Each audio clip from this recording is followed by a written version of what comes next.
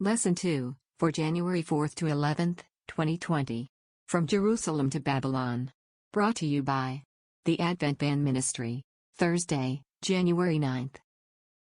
Final exam. Question. Read Daniel 1:17-21. What is the key to the success of the four men? See also Job 38:36, Proverbs 2:6, and James 1:5. Daniel 1:17-21. As for these four children, God gave them knowledge and skill in all learning and wisdom, and Daniel had understanding in all visions and dreams. Now at the end of the days that the king had said he should bring them in. Then the prince of the eunuchs brought them in before Nebuchadnezzar. And the king communed with him, and among them all was found none like Daniel, Hananiah, Mishael, and Azariah. Therefore stood they before the king. And in all matters of wisdom and understanding, that the king inquired of them, he found them 10 times better than all the magicians and astrologers that were in all his realm. And Daniel continued even unto the first year of King Cyrus. Job 38:36. Who hath put wisdom in the inward parts? Or who hath given understanding to the heart? Proverbs 2:6. For the Lord giveth wisdom, out of his mouth cometh knowledge and understanding. James 1:5.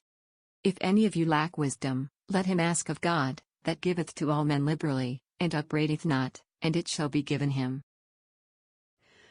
After 3 years of training in the Babylonian University, the 4 Hebrews are brought before the king for the final examination. They not only are healthier than the other students, but they surpass them in knowledge and wisdom. The 4 are immediately hired to serve the king. We shouldn't forget that this knowledge and wisdom no doubt comprises a lot of paganism. Yet, they learn it anyway, and obviously they learn it well, too, even if they don't believe it. Nebuchadnezzar may think that such an accomplishment would have something to do with the palace diet and the training program the 4 students have undergone.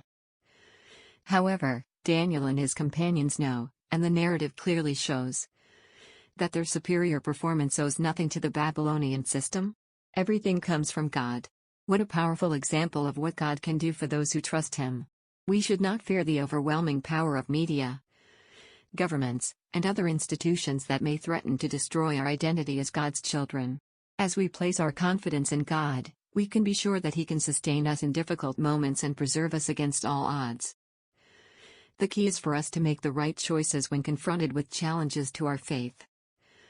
Looking at Daniel 1, we learn some very important lessons about God. 1. God is in control of history. 2.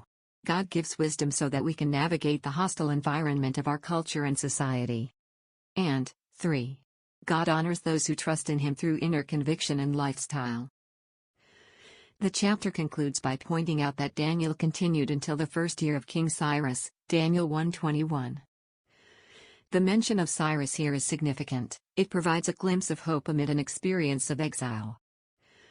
Cyrus is the one chosen by God to liberate his people and allow them to go back to Jerusalem. Though the chapter begins with the appearance of defeat and exile, it concludes with a glimpse of hope and a homecoming.